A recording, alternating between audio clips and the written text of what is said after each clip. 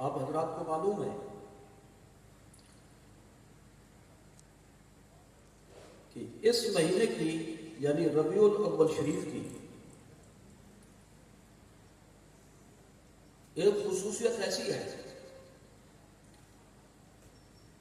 جو کسی اور مہینے کو حاصل نہیں ہے۔ اس مہینے کی خصوصیت یہ ہے کہ اس میں ہمارے آقا مولا حضور سید عالم صلی اللہ تعالیٰ علیہ وسلم وبارک وسلم کا پاک بشری ظہور ہوا، یعنی آپ کی ولادت باصارت ہوئی اور آپ لباس بشریت میں ملبوس ہو کر جب اس عالم رنگ و بو میں جلوگر ہوئے تھے، علی التحقیق وعلی القول المعتمد یہی ربیع الاول شریف کا مہینہ تھا۔ الحمدللہ تعالی حضور سرور عالم صلی اللہ تعالی علیہ وسلم کی عظمت کے ہر پہلو کو بیان کرنا، سننا اور اس کی پاسبانی کرنا یہ اہل سنت و جماعت کا نصیب ہے۔ اللہ تعالیٰ نے ہمیشہ ہماری جماعت کو، اہل سنت و جماعت کو اس کی توفیق عطا فرمائی۔ تو میں نے دیے گئے موضوع کے حوالے سے بھی چند جملے عرض کرنے ہیں۔ مجوز وقت میں میں سب سے پہلے میلاد شریف کی چونکہ محفل ہے، ربیع الاول شریف کا احترام ہے، اس لیے میں چند جملے شروع میں میلاد شریف کے حوالے سے عرض کروں گا۔ تو سب سے پہلی بات تو یہ سمجھنی چاہیے، جو بات اس وقت لائق بیان ہے کہ سرکار سید عالم صلی اللہ علیہ وسلم جب اس جہان میں تشریف لائے تو سال کون سا تھا، مہینہ کون سا تھا، دن کون سا تھا اور وقت کون سا تھا، اور دوسری بات کہ حضور کس شان و شوکت کے ساتھ اس جہان میں تشریف لائے۔ جہاں تک حضور سرور عالم صلی اللہ علیہ وسلم کے میلاد شریف، ولادت باصادت کے سال، مہینہ، دن اور وقت کے بیان کا تعلق ہے، اس کے حوالے سے علماء متقدمین اور علماء متاخرین کا طریقہ بیان مختلف ہے۔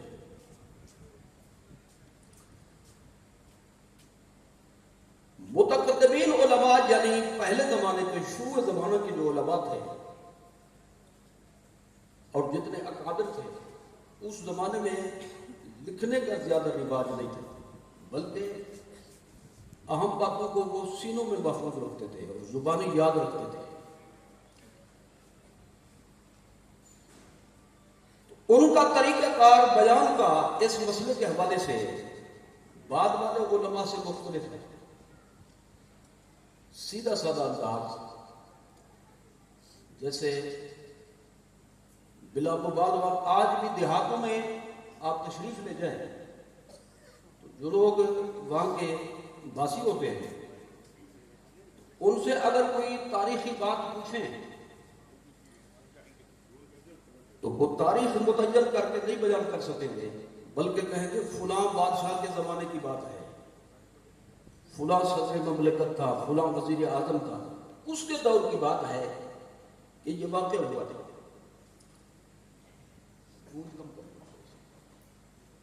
تو متقدمین علماء نے اس کو اسی سیدھے سادے انداز سے بیان فرمایا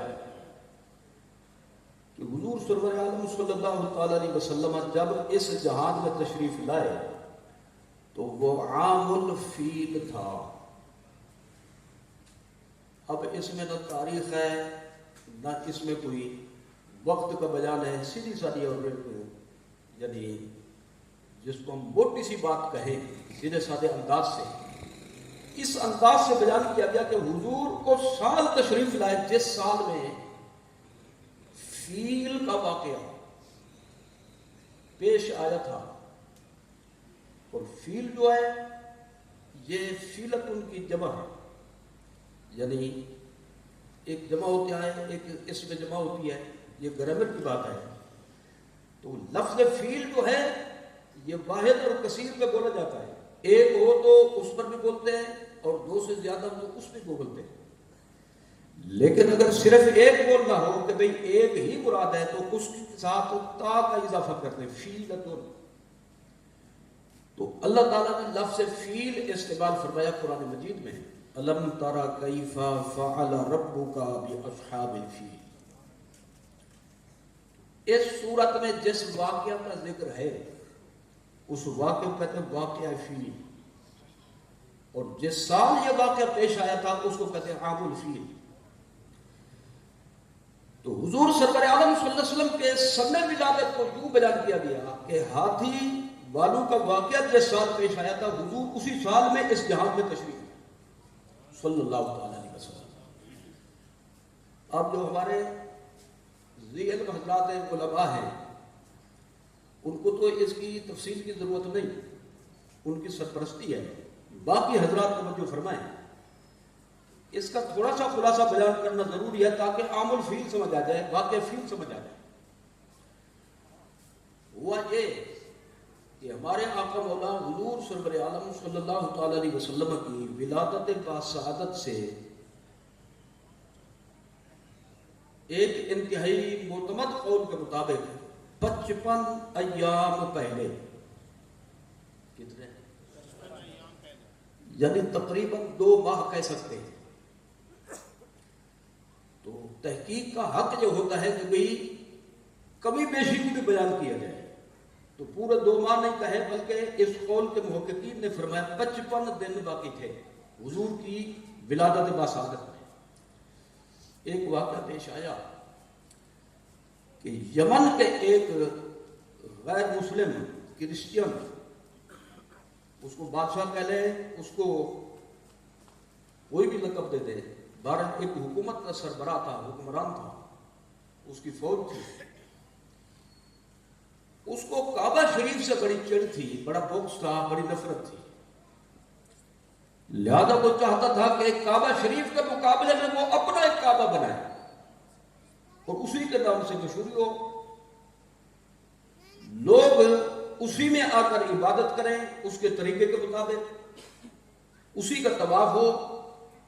تو کعبہ شریف کی عظمت کو گھٹانے کے لیے اس نے صنعاء جو دارالحکومت تھا اور اس وقت بھی ہے یمن کا، تو اس میں ایک مصنوعی کعبہ اس نے تعمیر کرایا۔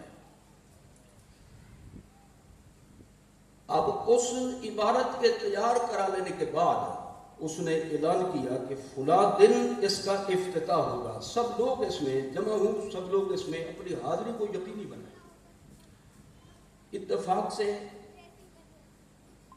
کعبہ شریف کا پڑوسی ہمسایہ جو مکہ شریف سے ادھر گیا ہوا تھا، اس نے یوں کیا کہ اس مصنوعی کعبے کی عمارت کے اندر جا کر ضرورت انسانی پوری کی۔ بادشاہ نے جب کہا کہ افتتاح فلاں دن ہوگا، اس نے کہا افتتاح کی ضرورت نہیں، میں افتتاح کر چکا۔ تو کہنے لگا کیسے افتتاح کیا تم نے؟ جی خرچے ہمارے نخرے لوگوں کے، جی خرچہ ہم نے کیا، تم نے کیسے افتتاح کیا؟ کہنے لگے جا کر اندر دیکھ لو۔ تو گئے تو وہ تو کافی خراب تھا۔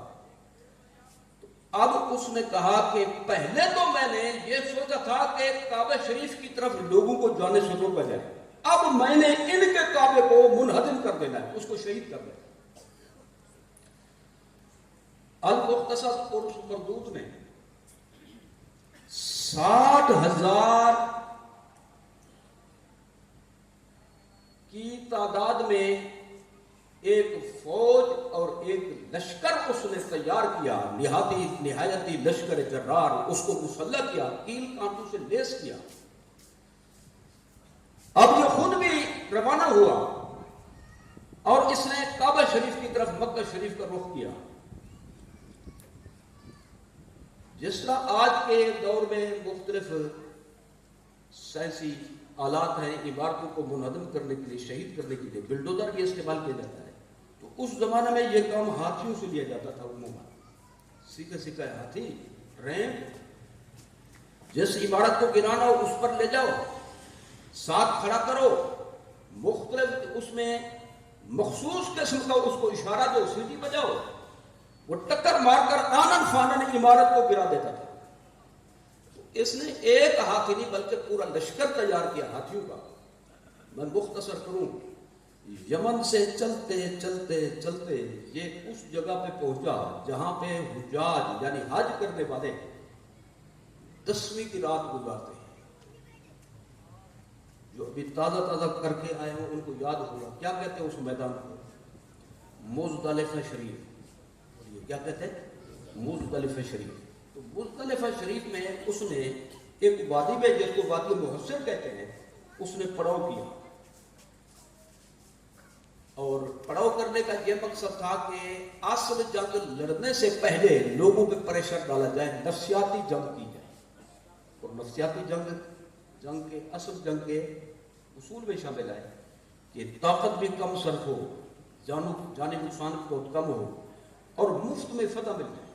تو اس نے خوف و ہراس پھیلایا علاقے میں، ہاتھی آگے بھائی ہاتھی، حجاز مقدس میں کبھی ہاتھی نہیں آیا تھا، اس کا نام سن کر بھی لوگ بہت گھبراتے تھے۔ اس نے کہا اب ان کی خیر نہیں، مکہ والوں کی خیر نہیں۔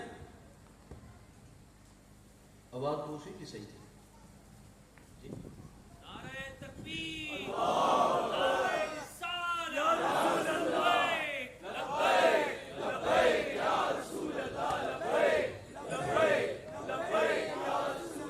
جزاکم اللہ تعالی۔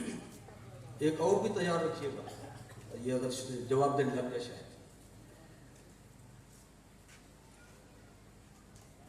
جب یہ کافر مزدلفہ شریف کے میدان میں وادی محسر میں پہنچا، اس نے اپنے لشکر کو روکا اور خوف و ہراس پھیلانے کی اس نے کوشش کی۔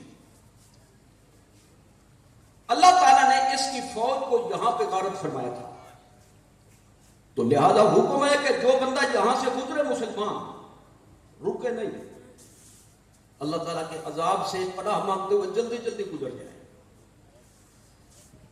اس نے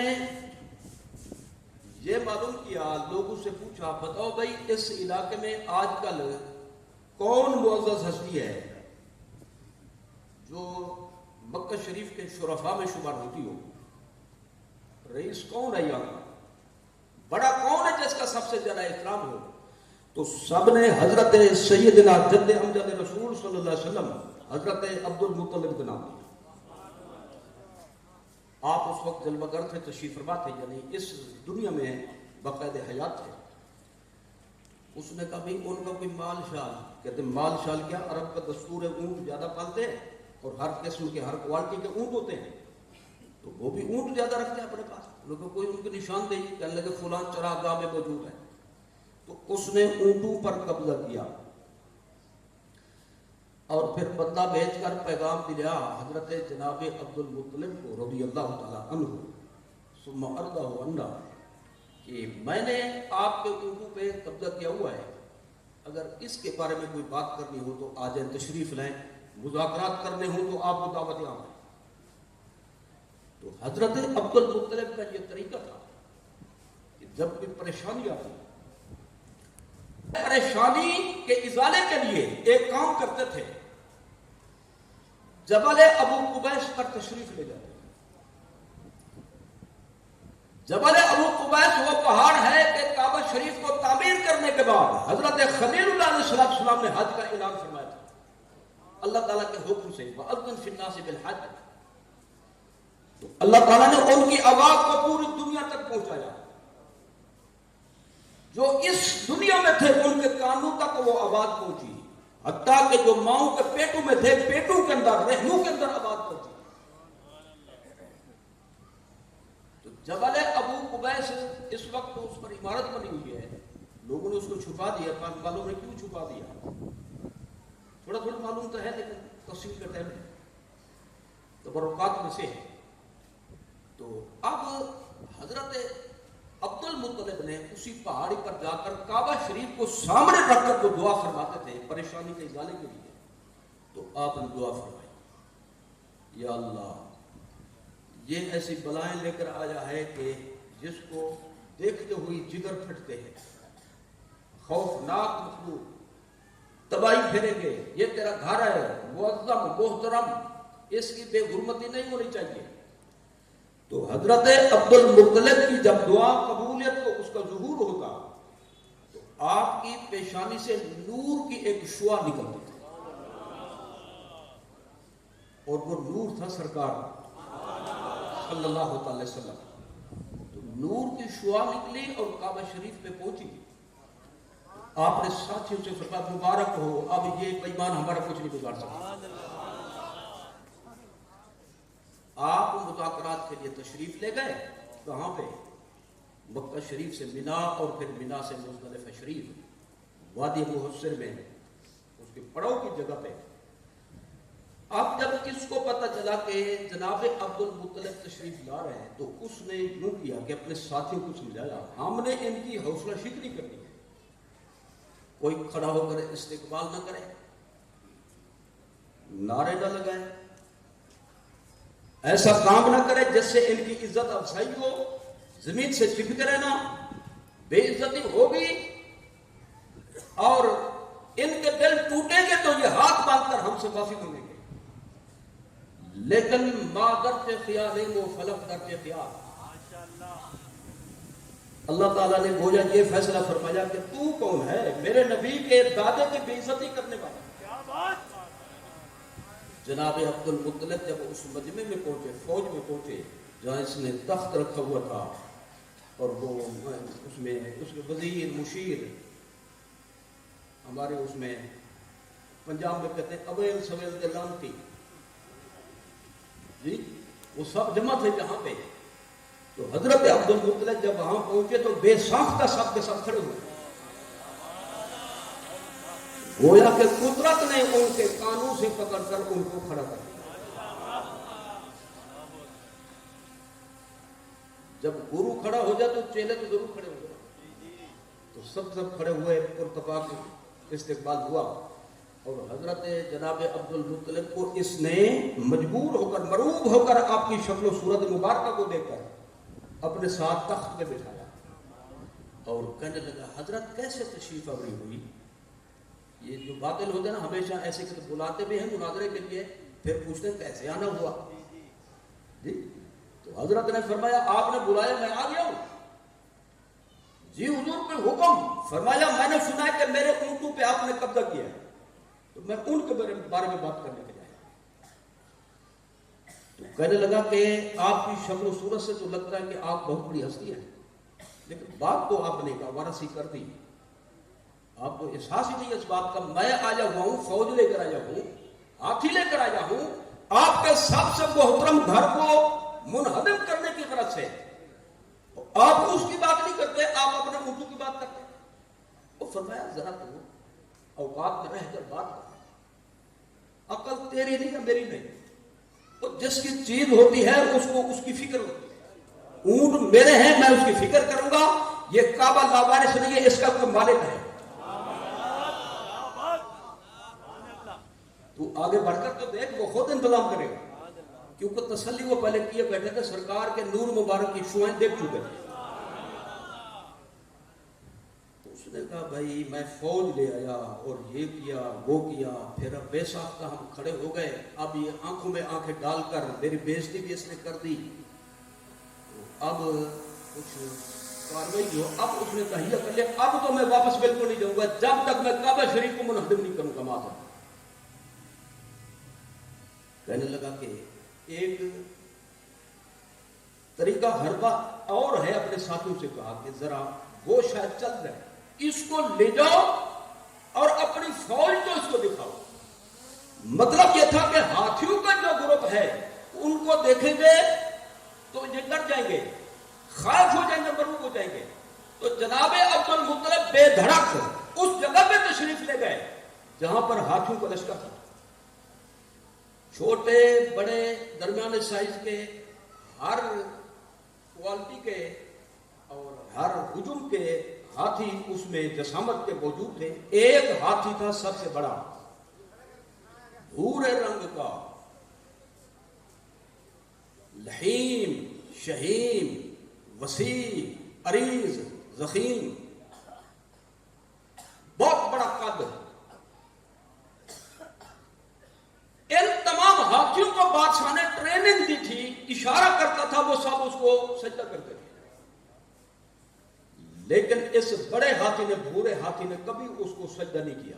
मार मार के थक गए, ट्रेनिंग दी।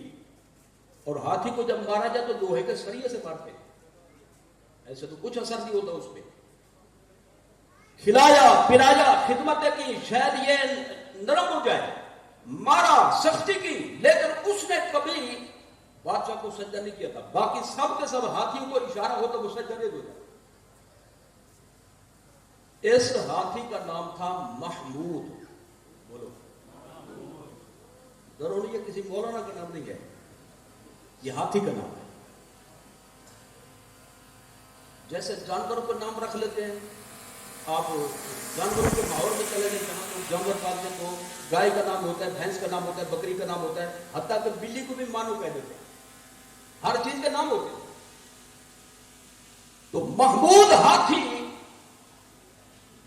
जिसने अपने बादशाह को कभी सजदा नहीं किया था। हजरत सैयदना अब्दुल मुत्तलिब जब उसके आगे से गुजरे, अब सुनिए सीरत हलबिया, पाकिस्तान की लिखी हुई नहीं, इंडिया की लिखी हुई नहीं, बड़े सगीर की तहरीर नहीं, अजम की तहरीर नहीं, बल्कि सदियों पहले के एक अरबी आलिम की लिखी हुई है। मौजूदा इख्तिलाफात से पहले की किताब है। हजरत सैयदना अब्दुल मुत्तलिब जब उसके आगे से गुजरे तो उसके मुतल्लिक आप लिखते हैं, 12 का कमा जबरुल बाइद, 12 का कमा जबरुल बाइद। एक होता है आराम से बैठना, एक होता है धड़ाम से बैठना। क्या होता है? धड़ाम से बैठना, जल्दी जल्दी बैठना, और ऐसे जैसे बंदा गिर गया हो। बंदे भी ऐसे कुछ जल्दबाजी से काम लेते हैं। तो वो जल्दी जल्दी उसने घुटने टेके, जमीन पे गिरा और अपनी पेशानी जमीन पर टेकी, हजरत अब्दुल मुत्तलिब के सामने। सिर्फ पेशानी नहीं टेकी, मामला तो आगे है, जरा उसको सुनिए। कुछ शरीफ हमारे यहां शहर है जहां पे हजरत शेख मुहक्किक के मुर्शिद का घर है, वहां पे। और फिर बाद में मुल्तान शरीफ मुंतकिल हो गए थे, हजरत मूसा पाक शहीद। कुछ शरीफ तारीखी शहर है, उलमा जानते हैं। तो यहां पे हो रही थी मजलिस, बांध फेंका ना जाकिर ने, औरतें धाड़े मार मार कर रोने लगी। तो कहते मेरी माँ बहनों जरा थोड़ा रोको, रोने की जगह आगे आ रही है, उसके लिए कुछ रोना बचाओ। तो मैं कहता हूं भी असल बात आगे आ रही है, गुजरने की, जरा तवज्जो करो।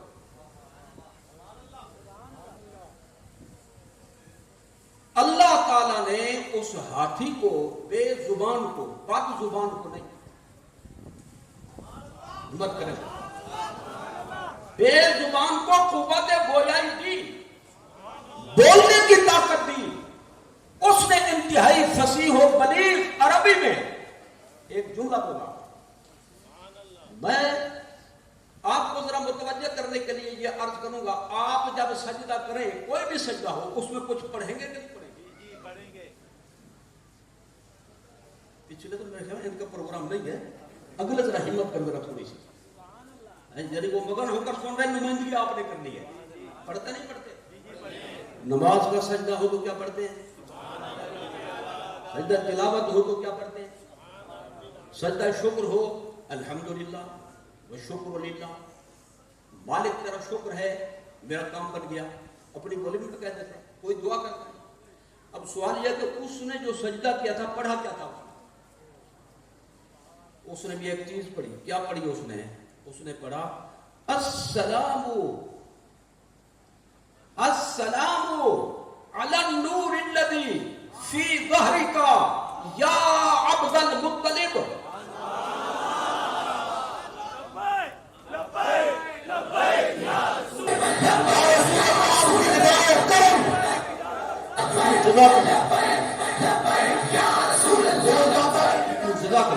ٹائم مختصر رہ گیا، مجھے جو بتایا گیا تھا نا تو وہ بالکل قریب آ گیا ہے جی. ہمارا ٹائم قریب نہیں آ گیا بلکہ اس کا تقریب بھی ختم ہو گیا. ہاں جی ڈرے بھی تو نا پتہ نہیں کیا کیا قریب بتا رہا ہوں. اس کا کیا معنی ہوتا ہے؟ میں جناب عبد المطلب یہ وعدے کرنا چاہتا ہوں کہ میں نے اپنے بادشاہ کو کبھی سجدہ نہیں کیا، آپ کو کیوں کر رہا ہوں؟ میں دراصل اصل اس نور کو سجدہ کر رہا ہوں جو آپ کی پشت مبارک میں جلوہ گر رہا ہے. اس کا پورا ترجمہ ہے. جلوہ گر ہے نہیں جی، اثرات موجود تھے، برکات موجود تھی. حضور کا وہ نور تو آگے منتقل ہو چکا تھا حضرت عبداللہ کی طرف اور حضرت سیدنا عبداللہ سے حضرت جناب آمینہ کی طرف. تو میں اس نور کو سلام پیش کر رہا ہوں جو آپ کی پشت پاک میں جلوہ گر رہا ہے. بادشاہ کا غصہ اور بڑھ گیا. ہماری بلی ہمیں سے پیوں، کھلائیں پلائیں ہم جی، سکھائیں ہم، خدمت ہم کریں، کبھی ہمیں سجدہ نہیں کیا، اس کو کر دیا، لہذا اب تو میں کعبہ کی اینٹ سے اینٹ بجاؤں. اس نے فوجی سے کہا اٹھاؤ بھی ہاتھیوں کو، چلو منہ کرو کعبہ شریف کی طرف. اب یہ بھی تاریخ کا حصہ ہے کہ ہاتھیوں کا جب منہ کرتے کعبہ شریف کی طرف وہ بیٹھ جاتے. ان کو کس نے بتایا تھا؟ اب یہاں پہ سر بھریں گے، واہ واہ واہ اللہ کی شان ہے جی، دیکھو جانور بے عقل ہے، اس کو اس نے علم دے دیا. وہ جانور کا تو جانور کے بارے میں یہ واقعہ ایسا دیکھے تو سر دھلتا ہے. نبی ولی کی بات ہو تو تب کیوں چلتا ہے؟ تو خیر ہاتھی زمین سے چپک جاتے اور جب دوسری طرف رخ کرتے تو وہ چل کرتے. اور یہ جو تھا نا محمود، بولو، اس کا نام اس لیے تاریخ میں زندہ ہے کہ کارنامہ جو بڑا سر انجام تھا، اور نام انہیں کے زندہ ہوتے جو بڑا کارنامہ سر انجام. سمجھ آ گئی؟ ایک طائف کے عربی نے، کعبہ شریف کے محب نے اس کے کان میں یہ کہا، محمود صاحب تو میں کہہ رہا ہوں اپنے عرف کے مطابق، یہ تیرا بادشاہ تجھے اللہ کے گھر کے خلاف استعمال کرنا چاہتا ہے. اگر تو ادھر گیا تو مارا جائے گا، تباہ ہو جائے گا. میرا مشورہ یہ ہے کہ یہاں سے بھاگ جا. اس کو بھی بات سمجھ آ گئی. تو وہ وہاں سے بھاگا.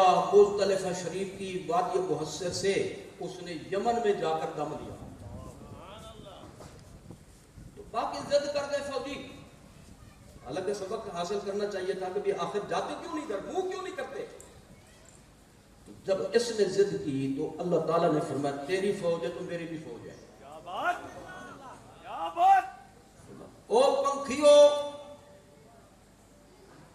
او پرندو، کون سا پرندہ تھا جس کو آپ ابابیل کے نام سے یاد کرتے ہو؟ یہاں ہوتا ہے کراچی میں جی. یہ اگر دیکھنا ہو تو کعبہ شریف میں عصر کے بعد مغرب سے پہلے یہ کعبہ شریف میں طواف کرتے ہیں، وہاں جا کر دیکھتے ہیں. اللہ تعالیٰ نے ان کو بلایا اور آپ کو یہ تعجب ہوگا، دیکھا تھا کہ بھئی یہ کبوتروں کو بھگاتے ہیں وہاں سے لیکن ابابیل کو نہیں بھگاتے. تو کہیں کنکر لے کر یہاں نہ جائیں، خطرہ تو ہے نا تھوڑا سا. چڑیا سے موٹا اور مینا، شارک لالی جس کو کچھ لوگ کہتے ہیں، اس سے چھوٹا 19-20 کا فرق چڑیا اور اس کی جسامت میں. اللہ تعالیٰ نے اس کے لشکر کو بلایا. اور ابابیل اس کا نام نہیں بلکہ ابابیل جو ہے یہ لشکر کے معنی میں ہے. کس کے معنی میں؟ بکریوں کا ریوڑ ہوتا ہے اور گائے بھینس کا گلا ہوتا ہے، اونٹوں کا بھی گلا ہوتا ہے، انسانوں کا اجتماع ہوتا ہے، اور پرندوں کا ہوتا ہے جھونڈ. کیا ہوتا ہے؟ جھونڈ، ٹکڑی، لشکر. اللہ نے ان کو بلایا. جی مالک کو مولا، میں 3 کنکر لے. یہ کنکر کون سے تھے؟ تو محققین نے اپنی تحقیق کو اوج کمال پہ پہنچایا. فرمایا یہ بجری والے پتھر نہیں تھے جی، बर्तनों की या कच्ची ईंटों के पकाने की भट्टी में, यानी वो भट्टी आग वाली भट्टी जिसमें बर्तन पकते हैं या जिसमें ईंट पकती है, तो एक ईंट होती है 2 नंबर, बोलो, आपको तजर्बा हो तो आपको पता होगा, 2 ईंट है ये, यानी आधी कच्ची आधी पक्की, ऊपर से नजर आए पक्की है, यूं करें तो टूट जाए, अंदर से कच्ची हो, यानी मुनाफिक। वो 2 नंबर जो हुई 2 नंबर जो हुई तो मुनाफिक तो हो गई। एक होती है ये 2 नंबर, एक होती है पक्की जो बेयारी पक्की, एक होती है इंतहाई पक्की, उसको कहते हैं खंगरी, तो वो बन जाती है पत्थर की तरह। तो खंगरी ईंट के कंकर अल्लाह ताला ने लाने का हुक्म दिया इन परिंदों को। कितने बड़े थे, इसमें मुख्तलिफ रिवायतें, मैं सारी रिवायतें जमा करूं तो थोड़ा सा टाइम लगेगा।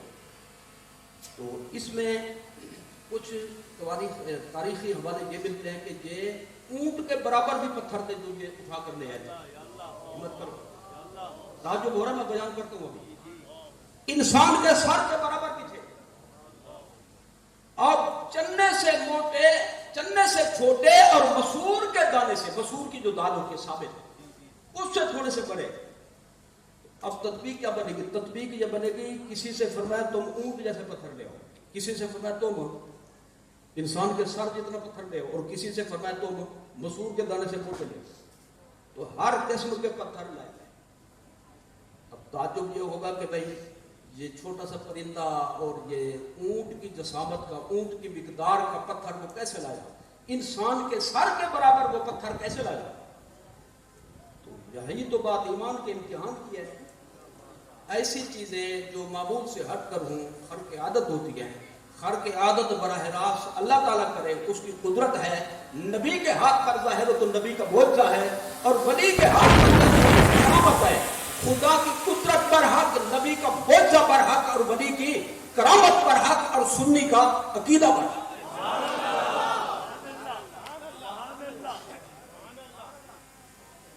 ये हर किस्म के पत्थर में अल-बिदाया व निहाया वाले ने, इब्न कसीर ने, जिनको लोग बड़ा इमाम मानते हैं अपना, उन्होंने ये सारी रिवायत लिखी उसमें। तो खैर, तो अगर वो छोटे छोटे भी हूं तो अगली बात बड़ी ताज्जुब वाली है। ये वो डराउन नहीं है जो डराता है, ये और है नहीं, ये हमसे डर के पीछे हो गया।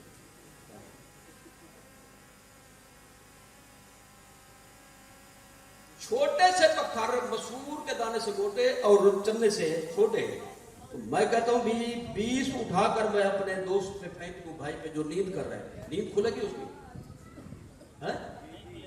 लेकिन वो कंकर, वो छोटा सा कंकर जो निशाना बनाते थे वो परिंदे, तो वो कलाशन को उसकी गोली का काम देता था। बड़े पत्थर पर ताज्जुब है, इस पर भी ताज्जुब है, लेकिन हमें कोई ताज्जुब नहीं है। हमारा अकीदा कुरान और सुन्नत में बिल्कुल वाज़ेह है। खुदा की कुदरत पर हक, नबी का मुआज़ा पर हक, वली की जो बोल रहे हैं उनका बोलना पर हक, जो चुप है उनकी खामोशी पर हक। मैं सबको शामिल करूं, हमारा हिस्सा है।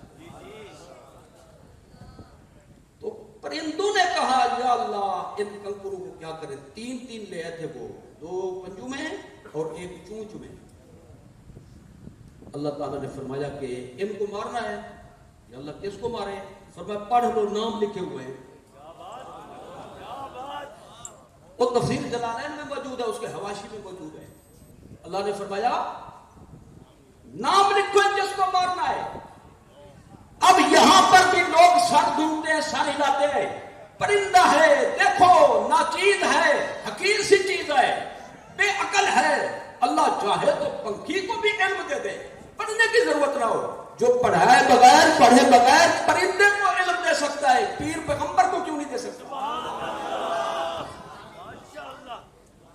उन्होंने नाम पढ़े, तहरीर पढ़ी, न किसी से सर्फ पढ़ी, न किसी से नहव पढ़ी, न उस्ताद के डंडे खाए, न शरमियत अमल की तरकीब सीखी, न जुमला बनाना सीखा, न तर्जमा सीखा, लेकिन उनको सब कुछ आ गया बगैर पढ़े के। कैसे आ गया? ये वही जवाब है इसका। خدا کی قدرت پر حق، نبی کا معجزہ پر حق اور ولی کی کرامت پر حق۔ سبحان اللہ یا اللہ تو جن کو کنکر لگ گیا کچھ مر گئے، کچھ کو خارش کی بیماری پیدا ہو گئی، بدن چھل گئے ہوتے، یہ بھاگے، تہس ناس ہو گیا، یعنی ان کا جو نا چکنا چور کر دیا ان پرندوں نے، ان کو بھاگ گئے، کعبہ شریف محفوظ رہا۔ اس واقعے کو کہتے ہیں واقعہ فیل، اور جس سال یہ واقعہ ہوا اسی کو کہتے ہیں عام الفیل۔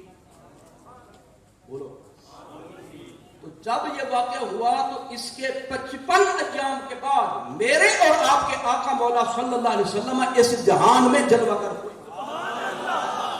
سبحان اللہ یہ سیدھا سادہ طریقہ ہے علماء متقدمین کا بیان کہ عام الفیل حضور کی ولادت کا سال ہے، حضور کے میلاد کا سال ہے۔ تو یہ میں نے پہلا حصہ بیان کیا علماء متقدمین کے طرز پہ، جی تھوڑا سا اگلا بھی حصہ بیان کروں گا، لیکن ایک دو جملے آپ کی اجازت سے میں یہاں کہنا چاہتا ہوں۔ دیکھیے بھائی، پہلی بات یہ ہے کہ جب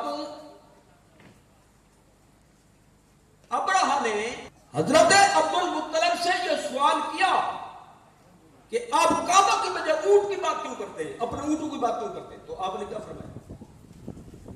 آپ رحمت جو جس کا مالک ہوتا ہے اس کی فکر کرتا ہے۔ اللہ اکبر جی یہ میری ملکت ہے، میں فکر کروں گا، کعبے کا بھی مالک ہے اور اس کی مجھے فکر کی، وہ تیرا علاج کرے گا۔ تو یہ حضرت جناب عبد المطلب کے مومن اور موحد ہونے کی دلیل ہے۔ کیا جی؟ کیونکہ اگر وہ بت پرست ہوتے، بتوں کے پجاری ہوتے، تو یہ کہتے ہیں کہ خدا تو ایک بھی کافی ہوتا ہے، وہاں تو 360 میں سے بیٹھے ہوئے ہیں، تو جا کر تو دیکھ تیری تکہ بوٹی نہ کر لیں گے۔ لیکن انہوں نے بتوں کا حوالہ نہیں دیا، انہوں نے خالق کائنات جس کو مانتے تھے، جس پر ایمان رکھتے تھے، اسی کا حوالہ دیا۔ تو اس سے ثابت ہوا، یعنی کم از کم یہ سراغ مل گیا، جیسے اہل سنت و جماعت کا محقق مذہب ہے، محققین کا، عرفاء کا، کہ حضور صلی اللہ علیہ وسلم کے والدین ماجدین سے لے کر حضرت آدم و حوا علیہ السلام تک تمام امہات، جدات طیبات، حضور کے آباء کرام، اجداد کرام، ان میں اجداد و آباء کرام میں جو نبی ہیں، رسول ہیں، وہ تو بحث سے بالاتر ہیں۔ جو نبی رسول نہیں، ان میں کوئی کافر نہیں، کوئی منافق نہیں، ان میں کوئی مشرک نہیں، کوئی بت پرست نہیں۔ امہات کے سلسلے میں بھی سارے موحد اور آباء کے سلسلے میں سارے اہل ایمان ہیں۔ تو اس سے یہ تھوڑی سی یعنی برکی لگا دے تھوڑی سی اس مسئلے کی، موضوع نہیں کہ میں سارے کو بیان کروں۔ تو جناب عبد المطلب جس کو مانتے تھے اس کا حوالہ پیش کیا۔ دوسری بات میں یہ عرض کرنا چاہتا ہوں کہ اس ہاتھی نے، محمود صاحب نے سجدے میں کیا پڑھا تھا؟ یہ یاد کر کے جاؤ، یہاں سے کوئی چیز یاد کر کے جاؤ تو بہتر ہوتا ہے۔ علماء کو پڑھانے والے ہیں، دوسرے حضرات توجہ فرمائیں۔ 1 منٹ میں چاہیں تو میں یاد کرا دوں آپ کو، تو میں ایک ایک لفظ پڑھوں گا، آپ جلدی جلدی 5 مرتبہ کہیں۔ السلام،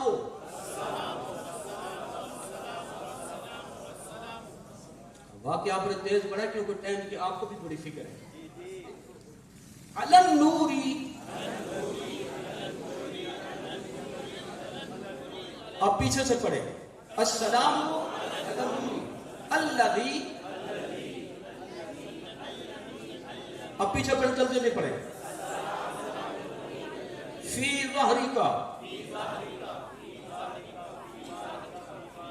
آگے بالکل آسان ہے، سوکھا ہے، یا سے تو پکارتے ہو نا، یا عبد المطلب،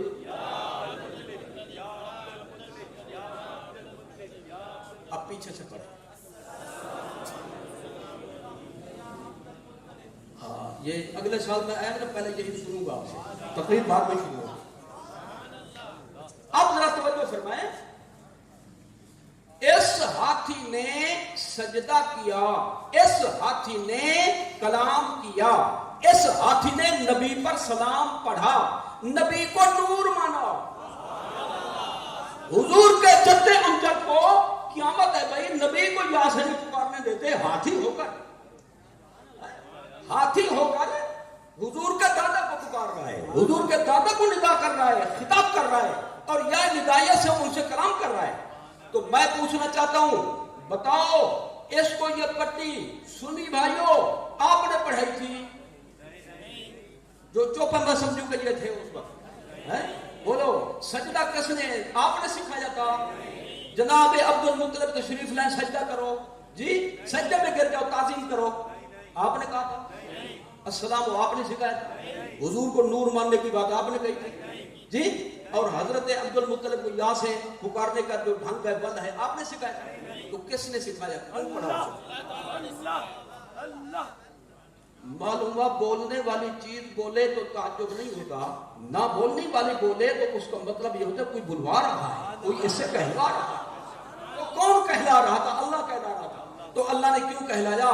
اللہ نے کہا چار ٹنگ والا بے عقل کیا بات ہے من غیر ذوی العقول، کیا بات تو میرے نبی کے دادے کی تعظیم کر لے، سجدہ کر، سلام پڑھ، میرے نبی کو نور بھی مان، شاید تجھے دیکھ کر دو ٹانگوں والوں کو بھی احساس ہو جائے، وہ بھی ماننا شروع کر.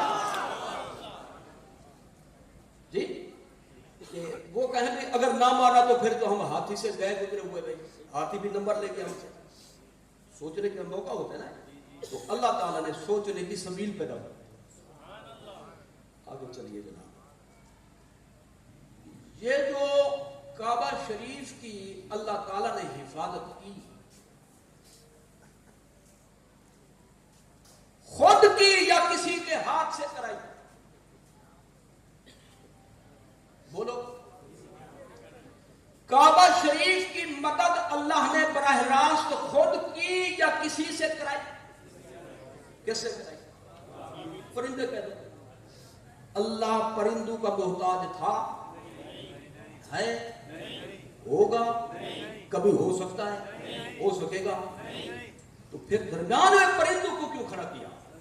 تو معلوم ہوا اللہ نے یہ مسئلہ بھی سمجھا دیا، میرے مدد کرنے کے مدد میری ہی ہوتی ہے. ایاک نعبد و ایاک نستعین، یہ مسئلہ اس واقعے سے حل ہو گیا. اور یہ واقعہ اصولی طور پر قرآن کا واقعہ ہے، سورہ فیل میں موجود ہے. اللہ تعالیٰ اس حوالے سے یہ سمجھانا چاہتا ہے میری مدد کے دو انداز ہوتے ہیں، کبھی میں کرتا ہوں براہ راست درمیان میں کسی کو رکھے بغیر، اور کبھی کراتا ہوں کسی کے ذریعے سے. اگر میں کر دوں تو بھی میری ہے، کسی کے ذریعے سے کر دوں تو بھی میری ہے.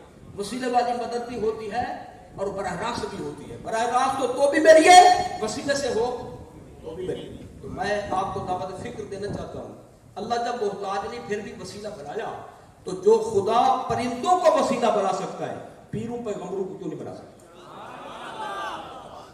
شرک کی جڑ کٹ گئی، شرک کی جڑ کٹ گئی، کلا کما ہو گیا، بے بنیاد ہو گئی. اب میں ایک مزے کی بات عرض کرتا ہوں، اس پر ذرا توجہ فرمائیں. ایک بندہ کوئی پتھر اٹھا کر کسی کمبار کے بندے کو، بندہ زخمی ہو جائے تو کس کو پکڑیں گے؟ جس نے مارا یا جو ساتھ شریف آدمی نیند کر رہے ہیں اس کو پکڑیں گے؟ جس نے مارا ہے. جی مارے کس نے تھے؟ پتھر. پرندوں نے اٹھائے کس نے تھے؟ پنجوں میں مضبوط کس نے کیے تھے؟ چون چون میں کس نے رکھے تھے؟ پرندوں نے. نشانہ کس نے بنایا تھا؟ ابابیل نے، پرندوں نے.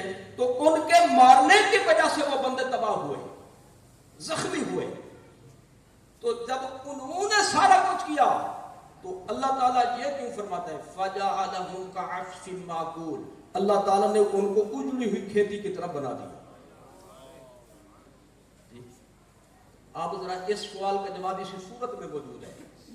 اللہ تعالیٰ پیچھے فرماتے ہیں وَأَرْسَلَ عَلَيْهِمْ طَيْرًا أَبَابِيلَ تَرْمِيهِمْ بِحِجَارَةٍ مِّن سِجِّيلٍ. کنکر انہوں نے پھینکے تھے، پتھر مارے تھے، اجاڑا میں نے تھا.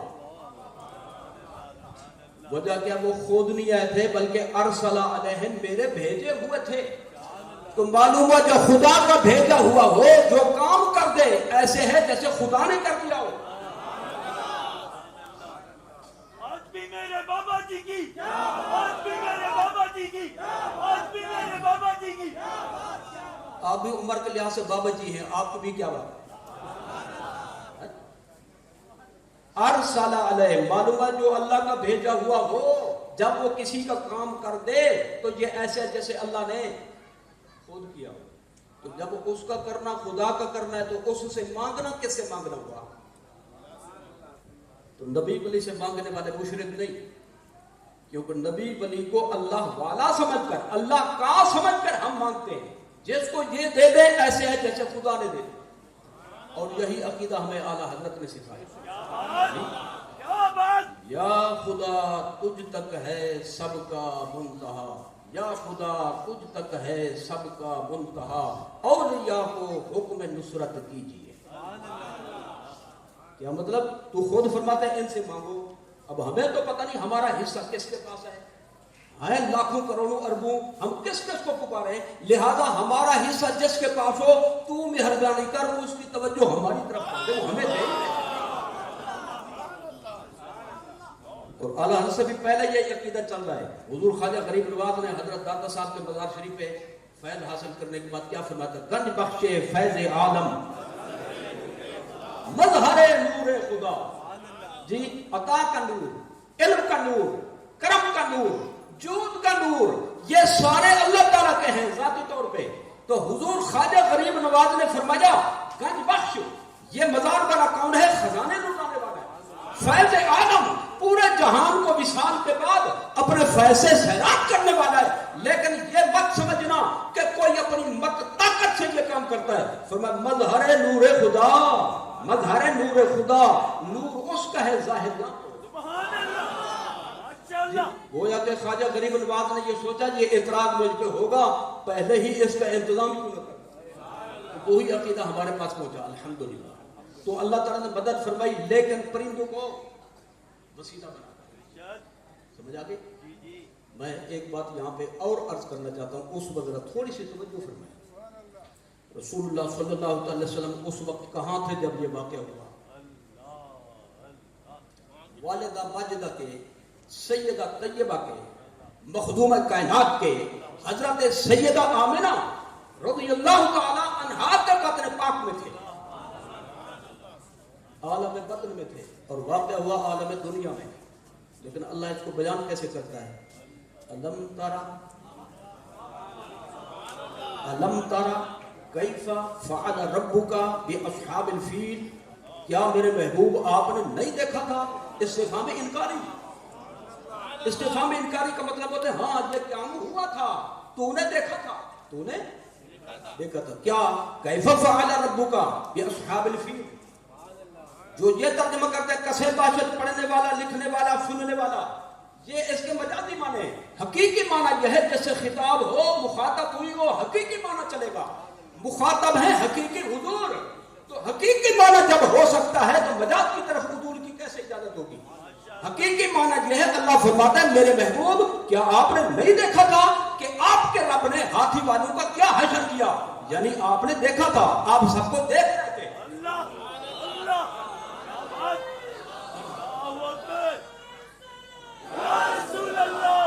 واقعہ ہوا مزدلفہ شریف میں، وادی محسر میں، حضور تھے مکہ شریف میں. والدہ ماجدہ کے بطن پاک میں تو کیسے دیکھ لیا؟ عقل تو نہیں مانتی لیکن ایمان مانتا ہے. خدا کی قدرت پر حق، نبی کا معجزہ پر حق، ولی کی کرامت پر حق، میلاد والوں کا عقیدہ پر حق.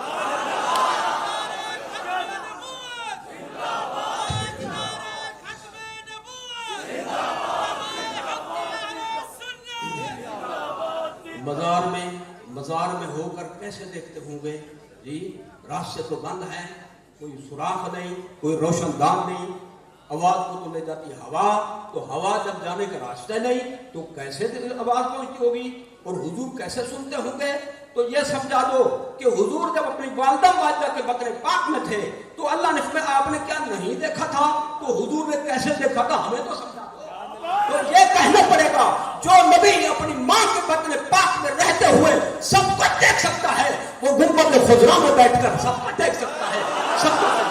سکتا ہے. یہ میں نے بیان کیا متقدمین کے طریقے میں. متقدمین کی بحثیں تھوڑی ہوتی ہیں، مختصر ہوتی ہیں. متاخرین جب آئیں تو پھر لینے لگی ہوتی ہے تحقیقات کی، مطلب ٹائم لگے گا. کیا جی اب مجھے کہیں بھی بیان بھی کرنا ہے اور کہیں بھی موضوع بھی بیان کریں اور ٹائم بھی تھوڑا لگے، یہ تو بڑا مشکل ہے بھائی جی۔ یہ کرامت آپ دکھا سکتے ہیں کہ مجھے پہلے بند کرا دیں، میں بند نہیں کر سکتا اس وقت، اس کو تھوڑے سے ٹائم ہے۔ آگے چلیں، اب آئیے جناب متاخرین کا طریقہ۔ متاخرین نے فرمایا ہاتھی والوں کا سال تھا، ہاتھی والوں کا سادے طریقے کے مطابق، اور یہ جو انگریزی سال ہے جنوری فروری والا یہ 571 تھا جی، اور تیسرا جو ہے ساون بھادو والا یہ 628 وکرمی تھا جی۔ مہینہ اگر انگریزی دیکھو تو اپریل تھا، اس کی 20 یا 22 تاریخ تھی۔ اگر دیسی مہینہ دیکھو تو جیٹھ تھا، جیٹھ کی 1 تاریخ تھی، اور اگر چاند کے حساب سے دیکھو تو ربیع الاول شریف تھا جی۔ صحیح تحقیق کے مطابق اس کی 12ویں تاریخ تھی۔ کچھ نے کہا جمعہ کا دن، بعض مورخین نے کہا بدھ کا دن، خود سرکار نے فرمایا پیر کا دن۔ وقت کون سا تھا جی؟ ادھر جب سحری کا ٹائم اختتام کو پہنچتا ہے، پاؤ پھوٹنے لگتی ہے، صبح ساجے کا ٹائم شروع ہونے لگتا ہے، یہ مبارک ٹائم تھا۔ مکہ شریف کا پاک شہر تھا، حضرت بی بی آمنہ کا گھر مبارک تھا، سیدنا عبداللہ کا دولت خانہ تھا، صفا مروہ شریف کے قریب اور طرف پاکستان کی طرف جی، کیونکہ پاکستان کی طرف سیدھا حصہ ہے کعبہ شریف کا دروازہ، اس سے پہلے مقام ابراہیم، پھر صفا مروہ، پھر حضور کے میلاد والا مقام۔ تو لہذا جب کوئی کعبے کی طرف منہ کرے، کعبے کی طرف منہ بعد میں جائے گا، میلاد والے مقام کی طرف منہ پہلے۔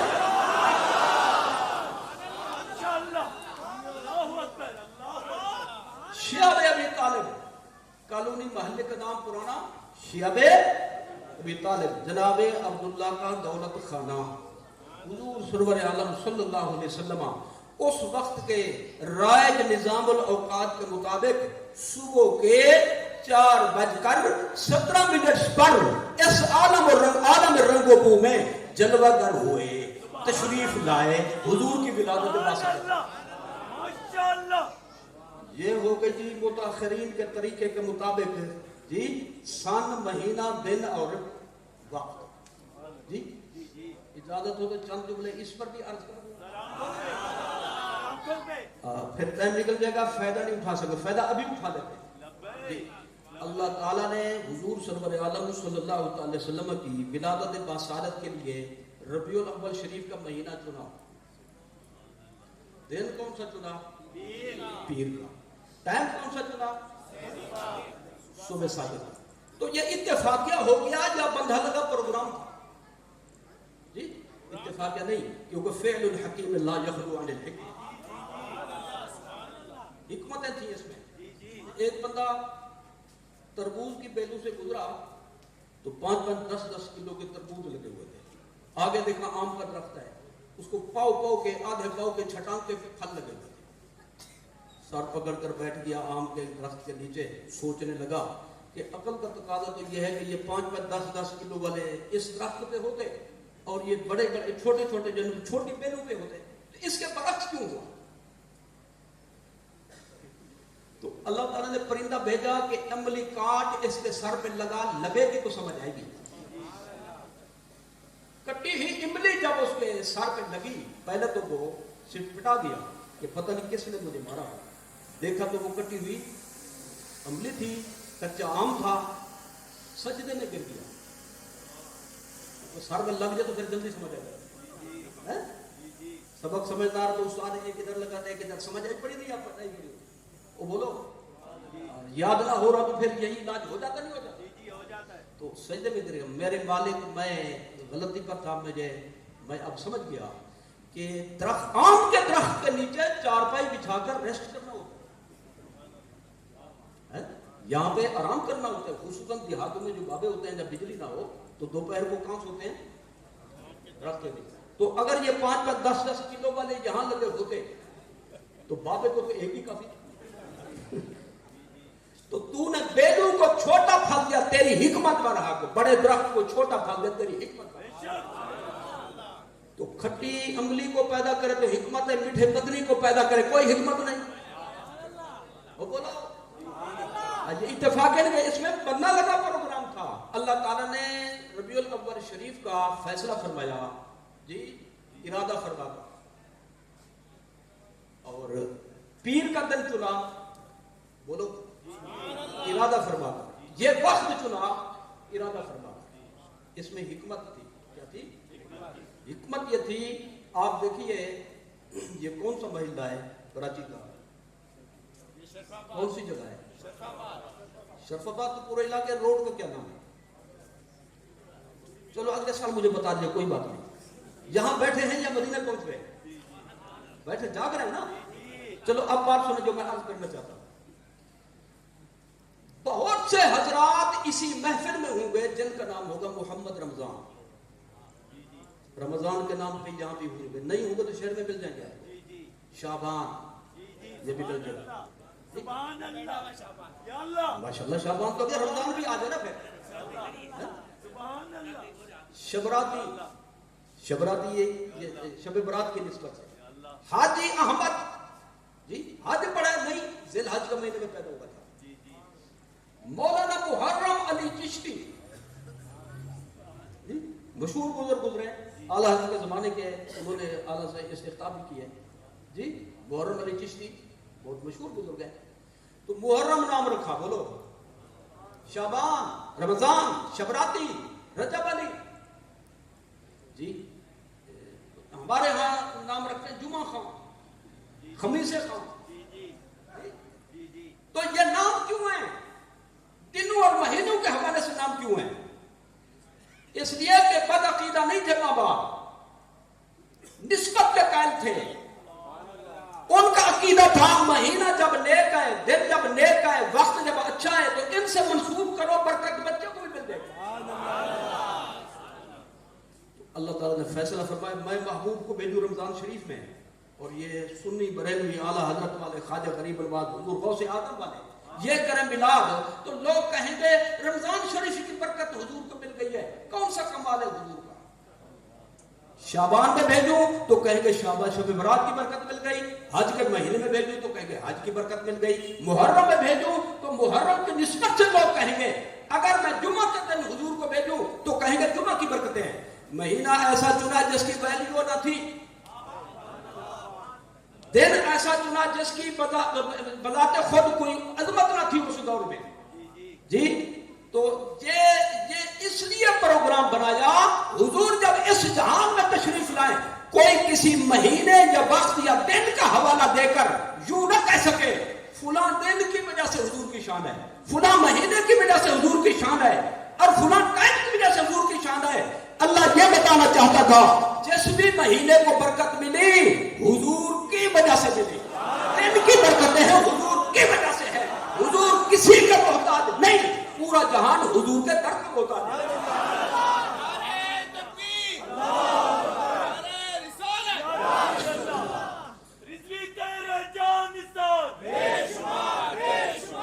وما ارسلناک الا رحمت للعالمین، اس سے یہ مسئلہ ثابت ہوتا ہے جی حضور کی ضرورت ہے، حضور کو کسی کی اللہ کے سوا ضرورت نہیں ہے۔ ایک بات میں مزید یہاں پہ جو عرض کرنا چاہتا ہوں اس پر ذرا توجہ فرمائیں، صبح صادق کا ٹائم کیوں چنا اس پر بھی ذرا غور فرمائیں۔ حضور اگر رات میں تشریف لاتے دن روتا رہتا قیامت تک میں محروم ہو گیا، حضور اگر دن کے اجالے میں دوپہر کے قریب 1 بجے تشریف لاتے مثلا یا 8-9 بجے بھی کہتے تو رات روتی رہتی کہ میں محروم ہو گئی۔ اور ارسلت الی الخلق کافہ، الخلق میں رات بھی شامل اور دن بھی شامل، اللہ نے چاہے یہ بھی نہ روئے یہ بھی نہ چیخے چلائے، دونوں کو میں محروم نہ کروں، دونوں کی جھولیاں بھر دوں، تو ٹائم چنا صبح صادق والا جس میں رات کے اثرات بھی موجود ہیں اور دن کا اجالا بھی آ رہا ہے، درمیان والا ٹائم چنا تاکہ دنیا کو پتا چلے ادھر بھی حضور کی برکت ہے، ادھر بھی حضور کی برکت ہے۔ सल्लल्लाहु अलैहि वसल्लम। आप कमरे में, एक कमरे में छत वाला सीलिंग फैन लगाएं, छत वाला पंखा, तो दरमियान में लगाएंगे या कोने के अंदर हैं? चोंटे चले सो या आधे चले सो, कोई नहीं सो। जल्ला जल्ला नहीं, मैं क्यों जाऊं, आपने मैंने तकलीफ करनी। चलो तवज्जो फरमाएं। एक कमरे में छत वाले पंखे की एक की जरूरत हो तो बताइए दरमियान में लगाएंगे या कोने में? कोने में लगाए तो कोने में हवा जाएगी, दूसरे जो 3 कोने बचे उनमें हवा नहीं जाएगी, बहुत मुश्किल जाएगी। दरमियान में लगा दे तो पूरे एरिया में हवा फैल जाएगी। तो अल्लाह ने फरमाया दरमियान वाले टाइम में हुजूर को भेज दूं ताकि सारे 24 घंटों को हुजूर का फैल जाए। अच्छा, आपको तो खैर मेरे ख्याल में कराची में तो नींद शुरू होती है 4 बजे तकरीबन, जाग तो रहे हैं, तो सवाल भी ज़हन में आ रहा होगा कि एक बंदा भी बोल पड़ा हमारे यहाँ कि भाई अगर ये बात थी उजाला और तारीकी को देखना था तो ये तो मगरिब के टाइम भी होता है। सूरज जब गुरूब हो जाए तो रात की तारीकी भी होती है उसमें और दिन का उजाला भी होता है। तो हुजूर इस टाइम क्यों नहीं तशरीफ लाए? तो इसमें रब की हिकमत थी। आप जरा तवज्जो फरमाइए, हिकमत ये थी कि मगरिब के टाइम रोशनी जा रही है, अंधेरा आ रहा है, और सुबह सादिक के वक्त अंधेरा जा रहा है, उजाला आ रहा है। तो खुदा ने यह बताना था आने वाले के आने की वजह से जुल्मत खत्म है, तारीका खत्म है, अब नूर ही नूर है।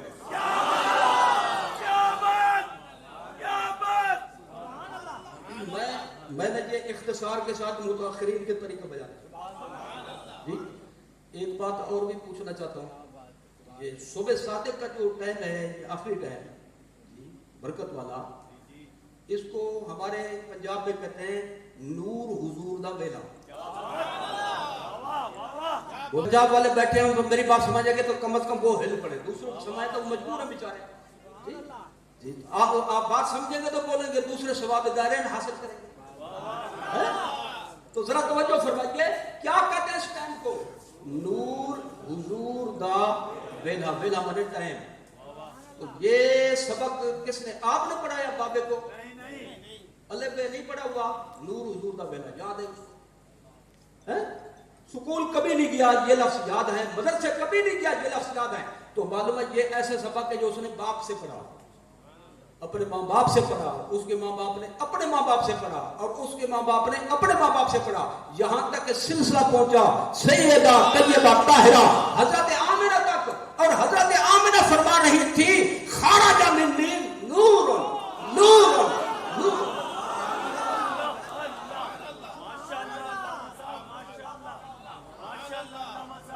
तो मालूम है नूर मानने वाले पहले के मुनकर बाद में बने, हिम्मत करो। नूर मानने वाले जिनका कीदा पहले से चला वो है नूर मानने वाले। ये थे जी चंद जुमले इसमें मुताखिरीन के तरीके। मुझे बताया गया था भी ये फुलां टाइम खत्म कर देना है, जो शाह साहब ने मुझे फरमाया था वो मौजूद है, फोन करके मुझे टाइम बताया था, मैसेज फरमाया था हजरत सैयद मुबश्शिर शाह साहब।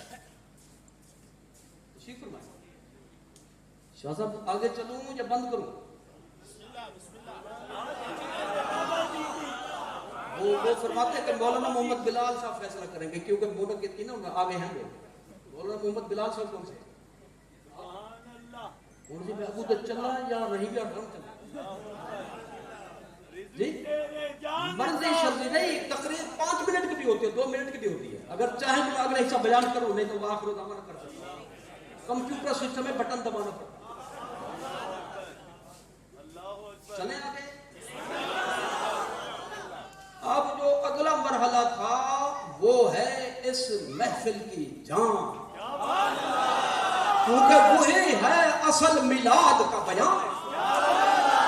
हुजूर किस शान से इस जहान में तशरीफ लाए, कुतुब हदीस, कुतुब सियर, कुतुब तवारीख, अरबी फारसी हर जमाने की लिखी, मैं उनकी तलखीस करके एक शजरा बनाकर पेश करना चाहता हूँ टाइम के मुताबिक। जरा तवज्जो फरमाएं। वुलिदा रसूलुल्लाह सल्लल्लाहु तआला अलैहि वसल्लम तय्यिबा نعت خواہ اگر مصرع ڈالتا نا سب کہتے سبحان اللہ، یہ بھی نعت خوانی ہے، وہ آپ کی بولی کی ہے، یہ رسول اللہ کی بولی ہے، اس کو زیادہ خوش ہونا چاہیے. بولے گا تو یہ بن حضور کی شان پہ خوش ہو کر سبحان اللہ کا کیا ہوگا؟ تو یہ بن طاہرا تحیلا فی روایت مکحولا فی روایت مبتہلا مختونا مسرورا مطیبا قالت والدته اذا انا به ساجد وقال في سجوده رب هب لي امتي وكان ينادي القمر وان المهده كان يتحرك بالتحريك الفلك وكان يضيء البيت المظلم. یہ میں نے خلاصہ نکالا ہے، اگر ترجمہ سمجھ آ گیا ہے یہ برکت کافی ہے اتنا تو آگے چلتے ہیں، نہیں تو ترجمہ کی اجازت ہے. حضور اس شان سے تشریف لائے، نہلانے کی ضرورت نہ تھی، طیب و طاہر پیدا ہوئے، نہلانے کے لیے پانی لائے، اللہ تعالیٰ نے ہاتف غیبی سے منادی کرائی نہلاؤ مت، آنے والے کو نہانے کی نہلانے کی ضرورت نہیں، یہ طیب ہوتا ہے. ایک رگ ہوتی ہے ناف کے اوپر جس کو ہمارے پاس کہتے ہیں ناڑا، آپ پتہ نہیں کیا کہتے ہیں، ناف والی رگ جو ہوتی ہے بڑی ہوئی آمل جس کے ساتھ پھیلا ہوتا ہے، تو حضور اس کے بغیر پیدا ہوئے، اس کے بغیر پیدا ہوئے، مسرورن اے مقطوع السرہ، پہلے سے یہ ناف کٹی ہوئی تھی مختونہ ختنہ شدہ پیدا تھی، مطیبہ ہر بچے کے جسم سے بدبو آتی ہے الا ماشاءاللہ، لیکن حضور کے جسم اقدس سے اس وقت مطیب تیب سے، تیب مطلق والمطلق یجری علی اطلاق ہی، معنی یہ ہوگا ساری خوشبوئیں جمع کر لو، حضور کے جسد اطہر سے آنے والی خوشبو کا مقابلہ نہیں کر سکتے.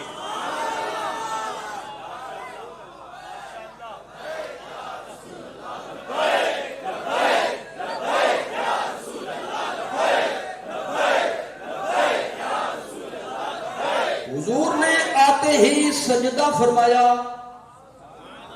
اور ابھی آپ سن چکے ہیں سجدے میں کچھ نہ کچھ پڑھا تو جاتا ہے، تو کیا پڑھا تھا حضور نے؟ بہت کچھ پڑھا تھا. ان الفاظ میں سے ایک جملہ یہ تھا ربی ہب لی امتی، ربی ہب لی امتی، میرے مالک جی بخش دے، جی میرے مالک بخش دے. آگے یہ نہیں فرمایا رب ہب بس بخش دے، بلکہ میری امت کو بخش، بلکہ لی اللہ للسببیہ، میرے صدقے میں بخش دے، میرے وسیلے سے بخش دے، میرے تو ہے. سجدے میں یہ دعا فرمائی جی. حضور جب جھولے میں ہوتے تھے، جھولا چل رہا ہوتا تھا، جھولانے والا نظر نہیں آتا تھا. یہ کون تھے جھولانے والے؟ ملائکہ، نوری مخلوق. رات کے ٹائم جب حضور کو موسم وغیرہ کے حوالے سے تکلیف ہوتی، رونے کا ارادہ فرماتے، اللہ چاند سے فرماتا تماشا دیکھ رہا ہے، کھلونا بن میرے نبی. تو حضور کی انگلی کے اشارے پہ چاند چلتا تھا، حضور خوش ہو جاتے تھے. رات کے ٹائم چراغ جلانے کی ضرورت نہیں ہوتی تھی. کان یضیء البیت المظلم، رسول اللہ کے رخ انور کی شعاؤں سے کمرہ جگمگ. یہ کس شان سے تشریف لائے میں نے یہ مختصر بیان کیا. ایک دو فائدے اس کے اٹھانے، سبحان اللہ. میں کہتا فائدہ اٹھا لیتے سبحان اللہ. میں نے جو پوچھا وہ تو روک دیا، سبحان اللہ سارا تو پہ وہ یوں بتاؤ کہ بھئی فائدے بیان کرو، سبحان اللہ کا خوش ہو میں آپ کے ساتھ ہوں. الحمدللہ. اچھا اب ذرا غور فرمائیے، حضور سرور عالم صلی اللہ علیہ وسلم کے ناف مبارک پر جو ہر بچے کی رگ ہوتی ہے وہ نہیں تھی، اس کے بغیر حضور پیدا ہوئے. وجہ وجہ یہ ہے کہ آپ علم تشریح الاعضاء کے کسی بھی ماہر سے پوچھیں یہ رگ ہوتی کیوں؟ جب ماں امید سے ہو، خاتون پر اللہ رحمت فرمائے، بچہ ہو جائے پیٹ میں، تو جو عام روٹین میں آنے والا خون ہوتا ہے وہ بند ہو جاتا ہے. وہ خون بھی، ماں کا دوسرا خون بھی مل کر بچے کی غذا بنتا ہے، مل کر بچے کی بولو، اور وہ غذا جاتی ہے ناف والی اسی رگ کے ذریعے.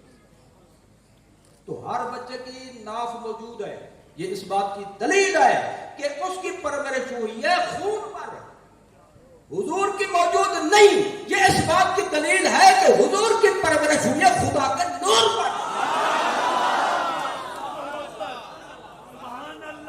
لہذا نبی اور ہے، امتی اور ہے. جو بولتا ہے وہ اور ہے، جو چپ بیٹھا ہے اب بھی وہ اور ہے. سمجھ آ گئی؟ بلا شریف شان ہے حضور کی. چاند کھلونا بن گیا، اشارے پہ چلتا تھا. ایک غیر مسلم نے، انگریز نے کتاب لکھی حضور کی سیرت کا مطالعہ کرنے کے بعد، سیرت طیبہ، اس نے بڑے تاثرات اس میں تحریر کیے. وہ کہتا ہے میں کلمہ تو نہیں پڑھتا لیکن مسلمانوں تمہارے نبی کی شان مجھے سمجھ آتی ہے. کنجوسی نہیں کرتا، اس کو بیان کرتا. کلمہ نہیں پڑھا لیکن مانتا تھا. اور کچھ لوگ کلمہ تو پڑھتے مانتے تھے، اور سنی وہ ہے جو کلمہ بھی پڑھتا ہے مانتا بھی ہے، وقت پڑے تو بنواتا بھی ہے. سمجھ میں آ گئی؟ اس نے کہا دیکھو بھائی، ہر بچہ مٹی سے کھیلنا پسند کرتا ہے جی. وَالْقَمَرَ نُورًا، قرآن کہتا ہے چاند کو نور کا اللہ نے. تمہارا نبی نور سے کیوں کھیلتا ہے؟ آگے خود کہتا ہے کُلُّ شَيْءٍ يَرْجِعُ إِلَىٰ أَصْلِهِ، ہر چیز کا رجحان اپنی اصل کی طرف ہوتی ہے، وہ رجحان ہوتا ہے. تو جو جس کی حقیقت اصلیت خاک مٹی ہے وہ مٹی سے کھیلنا پسند کرتا ہے، اور جس کی حقیقت نور ہے نور سے نہ کھیلے تو کسی اور سے کھیلے. شان ہے. ایک جملہ اس کے ساتھ ضرور بیان کروں گا، نہیں تو اس کے 2 گھنٹے کی طبیعت باندھنی پڑے گی. فائدہ اٹھاؤں؟ یہ جو چپ ہے کہتے نقصان ہوگا. ہمت کرو ذرا، چپ کر دیں، مجھے بیان کر لیتے. اسی بیان کردہ جملوں کی روشنی میں یہ بات بھی واضح ہو گئی کہ میلاد جو مناتے ہیں کیوں مناتے ہیں، اور جو نہیں مناتے وہ کیوں نہیں مناتے. یہ بھی مسئلہ ہے. میلاد کیوں مناتے ہیں؟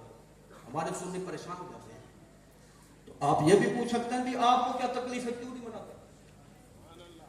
لیکن کوئی بتائے نہ بتائے، آج ہمیں بتانا ہے. جو چپ کرتا ہے حکمت ہوتی ہے، جو بولتا ہے اس میں حکمت ہوتی ہے جی. جو بولتا ہے تو حکمت ہوتی ہے، مقصد ہوتا ہے. جو نہیں بولتا اس کا بھی، جو کہتے ہیں سبحان اللہ، اس کا مطلب ہے جا رہا ہے، اس کا مطلب بات اس کو سمجھ آئی. جو چپ بیٹھا ہے یا تو ناراض ہے یا نیند کا کورس پورا کر رہا ہے. کچھ تو ہے آخر جس کی پردہ ہے.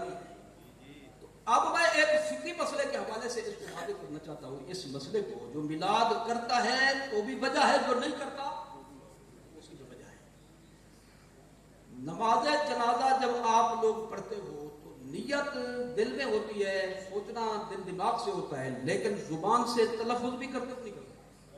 بولو 4 تکبیر نماز جنازہ، فرض کفایہ، ثنا اللہ تعالیٰ کے لیے، درود سبحان اللہ، نبی اکرم نور مجسم صلی اللہ علیہ وسلم کے لیے. آگے کیا کہتے ہو، میرے ساتھ مل جاؤ نا. دعا اس میت کے لیے، منہ طرف قبلہ شریف کے. کعبہ نہیں قبلہ، کعبہ تو عمارت کا نام ہے. وہ جو بندہ پلازے پہ کھڑا ہو 72 منزل پر، تو کعبہ تو نیچے رہ گیا، تو اس کا منہ تو نہ ہوا کعبے کے لیے. تو لہذا سمت ہے، قبلہ منہ طرف قبلہ شریف کے. بندگی اللہ تعالیٰ کے مقتدی کہیں گے پیچھے امام اللہ. تو یہ نیت زبان سے کرنی چاہیے نہیں کرنی چاہیے؟ بولو بند نہیں. میں نے اگر وہ بند کرنے تو بند کرنا. ابھی تشریف لائے. اہلاً و سہلاً مرحبا، بخیر راغلے. اچھا اب ذرا توجہ فرمائیے. کچھ فتوا کراچی سے بھی آیا، میرے پاس محفوظ ہے، کہتے ہیں کہ بھئی جب نماز جنازہ پڑھو تو زبان سے نیت نہ کرو۔ وہ بھئی کیوں؟ کہتے ہیں نیت تو دل کا ارادہ ہوتا ہے، ارادے اور بولنے کا کیا تعلق ہے، کیا جوڑ بنتا ہے؟ لہٰذا سوچو اور بس۔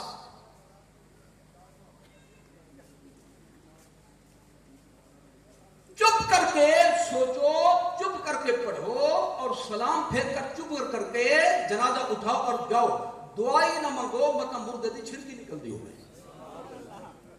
چھڑکی کا معنی یہ سمجھ گئے کچھ ہے، یعنی اس کو بھی پریشانی ہوتی بیچارے، بس چپ کر کے سارا کام کرو۔ سنی کیا کہتا ہے؟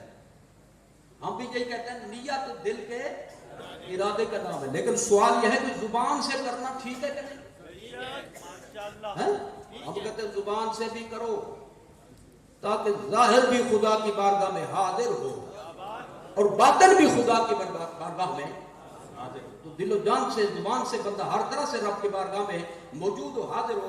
یہ بڑھ کر ہے، یہ صرف سوچتا ہے، یہ بڑھ کر تو نیکی بڑھ گئی جی۔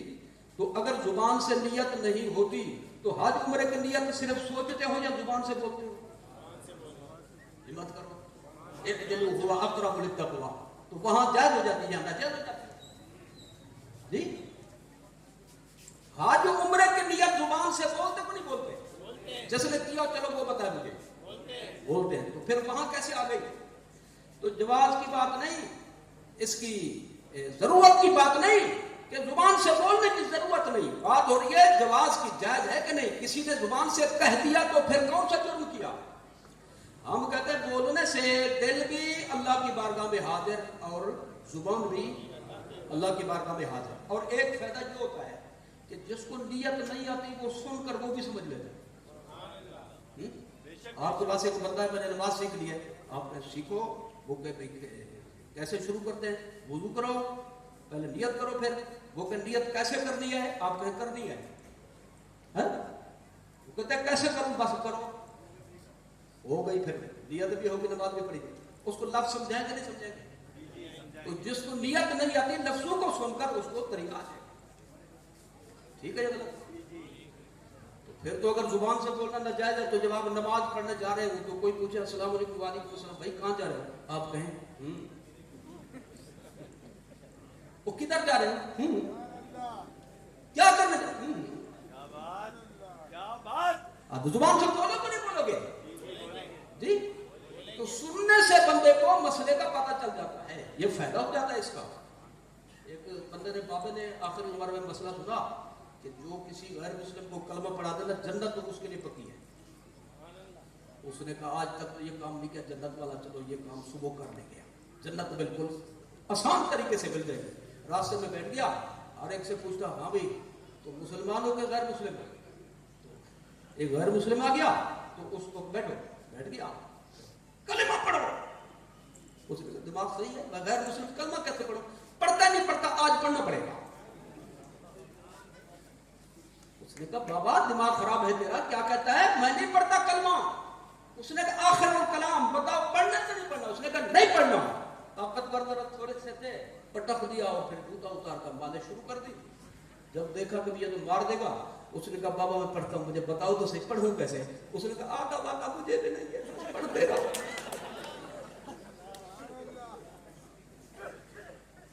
تو بولو، بولنے سے فائدہ ہوتا نہیں ہوتا؟ ہمت کرو، نیت کرنی ہے، کیسے کرنی ہے؟ بولیں گے تو آئے گی نا۔